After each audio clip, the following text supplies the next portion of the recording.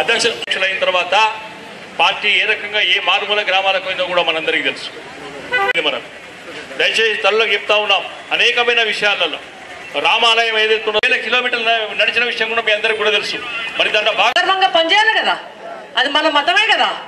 మరి మన దేశం కోసం, మన ధర్మం కోసం, మన మతం కోసం, కరీంనగర్ కోసం, సిరిసిల్ల కోశాన్ని ప్రపంచంలోనే నెంబర్ 1 గా నిలబెట్టేటోడు మోడీ గారు ఒక్కరే అని వాళ్ళ దేశం ఏం చేసిండు మోడీ ఒకసారి ఇనూరి. ఈ జిల్లాకు లెక్క పెంపకానికి 266 కోట్ల రూపాయలు చెట్లు పడుతున్నాయి. కానీ ఈ చెట్లు కాదు, ఊర్లలో చెట్లు నాటుమని.